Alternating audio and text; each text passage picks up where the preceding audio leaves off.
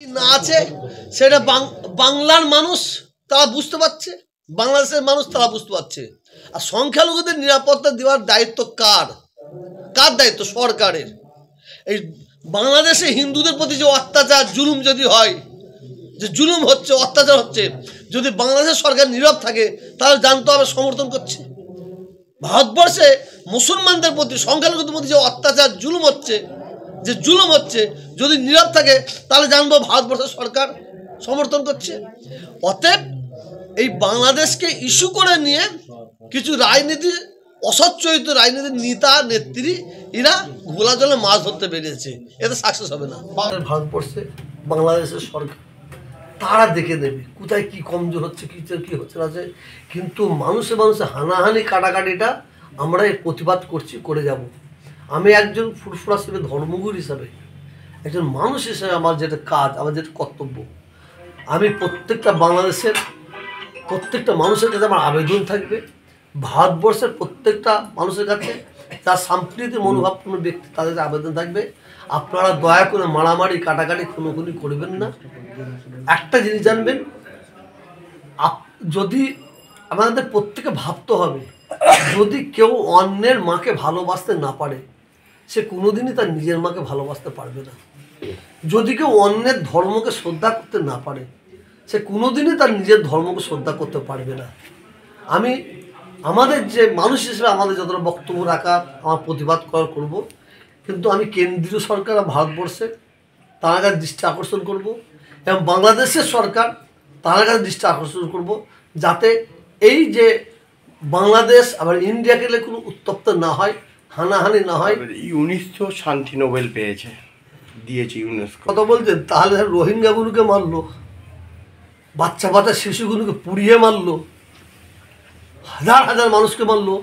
ওই কি বলে, ওই হ্যাঁ সুচি যে আছে, সেও তো নোবেল প্রাইজ পেয়েছিল।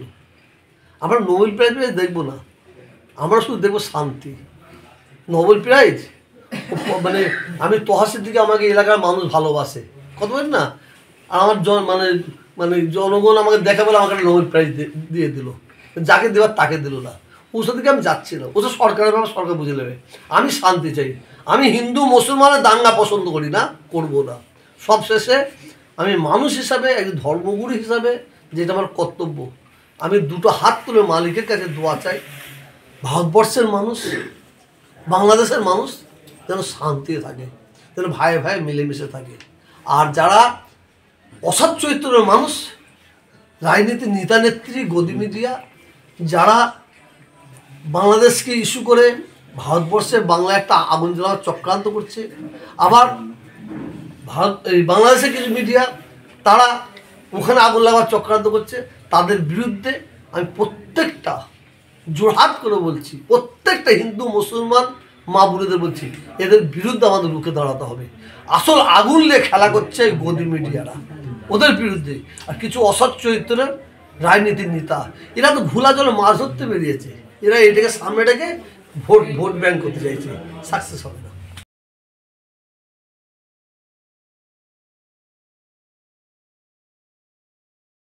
আপনারা দেখছেন ফুরফুরা শরীফের বিশিষ্ট আলেম এবং পীরজাদা তহা সিদ্দিকী, তিনি বাদুড়িয়ায় অবস্থান করছেন এই মুহূর্তে। বাদুড়িয়ায় বিশিষ্ট সমাজসেবী মনিরুল ইসলামের বাড়িতে তিনি গিয়েছেন, সেখানে সৌজন্য সাক্ষাৎ বলে এমনটাই খবর। আসলে তিনি কি কারণে এসেছেন আমরা শুনে নেব। বিশিষ্ট সমাজ যে ওয়াকফ সম্পত্তি নিয়ে যেভাবে যে বিল এসেছে সেই বিলের বিরোধিতা করছেন আপনারা।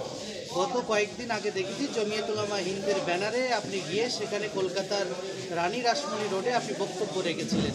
আপনি সেখান থেকেই ঘোষণা করেছিলেন যে 19 তারিখে একটা ঐতিহাসিক, 19শে ডিসেম্বর ঐতিহাসিক প্রোগ্রাম হতে চলেছে আপনার ব্যানারে।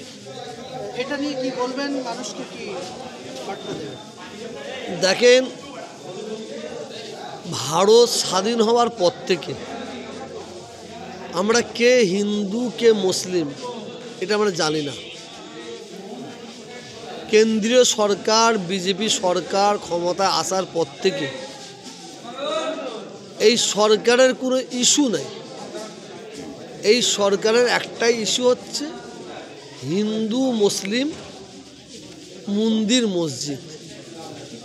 তাহলে আমার ভারতবর্ষ, আমার বাংলা হচ্ছে হিন্দু মুসলমানের ঐক্য, একতা, ভ্রাতৃত্ব, ভালোবাসার বাংলা, ভারতবর্ষের দেশ।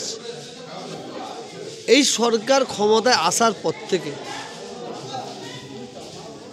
আমার ভারতবর্ষে কোটি কোটি জাতি, ধর্ম, বর্ণ নির্বিশেষে উচ্চশিক্ষায় শিক্ষিত ছেলেমেয়েরা তারা কোনো চাকরি পাচ্ছে না, তারা কোনো জব পাচ্ছে না। কোটি কোটি ছেলেমেয়েরা তারা বেকার ঘুরে বেড়াচ্ছে, তাদের জন্য কোনো কাজের ব্যবস্থা নেই, কলকারখানা নেই। এই সরকার শুধু হিন্দু মুসলমান এই তাস খেলে শুধু ভোট ব্যাংক করার চেষ্টা করছে। এই কেন্দ্রীয় সরকার ক্ষমতা আসার পর থেকে একের পর এক সব জিনিস বিক্রি করে দিচ্ছে, রেল বিক্রি করে দিচ্ছে, প্লেন এয়ারপোর্ট বিক্রি করে দিচ্ছে, একটার পর একটা। আর এই সরকারের শুধু একটাই ইস্যু হচ্ছে মুসলিম। মুসলিমদের পাচার তলায় না কামড়ালে সরকারের ঘুম হবে না। মুসলিম ছাড়া, হিন্দু মুসলিম ছাড়া সরকারের বক্তব্য নেই। এই সরকার ভারতবর্ষের আমার হিন্দু মা বোন ভাইয়েরাও জানে, মুসলমান মা বোন ভাইয়েরা জানে, এই সরকার শুধু হিন্দু মুসলমানের খেলাটা খেলে যায়। আমার ভারতবর্ষে আমাদের মসজিদের প্রতি কি অত্যাচার, কি জুলুম, মাদ্রাসার প্রতি, কোরআনের প্রতি, সেটা ভারতবর্ষের মানুষ জানে, সারা পৃথিবীর মানুষ জানে। এই সরকার সব বিক্রি করে দেওয়ার পরে, রেলের পরে কোনো যদি জমি জায়গা থাকে সেটা ওয়াকফ সম্পত্তি।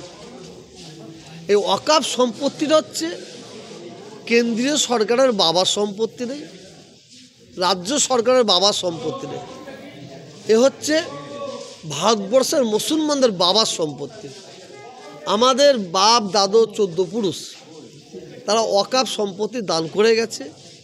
যেসব মুসলমান ছেলেমেয়েরা পড়াশোনা করতে পারবে না, তাদের কীভাবে পড়াশোনার দিকে এগিয়ে যেতে হবে তাদের জন্য দান করেছে। মাদ্রাসা কীভাবে চলবে, মসজিদ কীভাবে চলবে, মুসলিমরা যাতে পড়াশোনা করে এগিয়ে যেতে পারে, তারা সেই দিকে লক্ষ্য করে আমাদের মুরব্বীরা এই ওয়াকফ সম্পত্তি দান করেছে।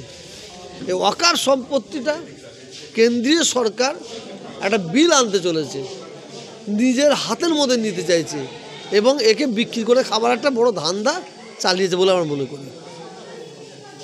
19 তারিখে প্রোগ্রামটা নিয়ে একটু যদি বলেন। দেখেন, কলকাতায় প্রায় 3টে সমাবেশ হয়েছে। সারা বাংলায়, সারা ভারতবর্ষে ওয়াকফ বিলের বিরুদ্ধে সমাবেশ হচ্ছে, প্রতিবাদ চলছে। আমি ভারতের দ্বিতীয় মুসলিম তীর্থভূমি ফুরফুরা দরবার শরীফ মুজাদ্দেদিয়া অনাথ ফাউন্ডেশনের তরফ থেকে আগামী 19শে ডিসেম্বর আমি সমাবেশের ডাক দিচ্ছি। সেই সমাবেশে নিশ্চয়ই বাংলার মানুষ যাবে। আজকে আমি আছি 24 পরগনা, কীর্তিপুর থানা হচ্ছে বাদুরিয়া থানায়। এখানে দেখছেন শত শত মানুষ দাঁড়িয়ে আছে। আমার খুব প্রিয় মানুষ, আমাদের এ ভাই, কী নাম, খুব প্রিয় ভাই মনিরুল ভাই আছেন। এবং এখানে সবাইকে আমি অনুরোধ করেছি এই জায়গা থেকে ইনারা ইনশাআল্লাহ 19শে ডিসেম্বর কলিকাতা রানী রাসমণিতে বেলা 12টায় হাজির দেবেন। যাদের জামান পীর আবু বকর সিদ্দিকী রহমতুল্লাহর ভক্ত, ফুরফুরা শরীফের ভক্ত। আমি এখানে একটা জায়গায় শীত বস্ত্র অনুষ্ঠানে এসেছিলাম, আর আসার পরে আমি ইনার সাথে যোগাযোগ করলাম, করে আমি ইনার বাড়িতে, ইনারও খুব শখ পীরের আওলাদকে একবার আমার বাড়িতে নিয়ে যাব, সেইভাবে এনার সাথে দেখা করতে আসলাম। তার সাথে সাথে ইনাকে 19শে ডিসেম্বরে কিছু দায়িত্ব দিয়ে গেলাম।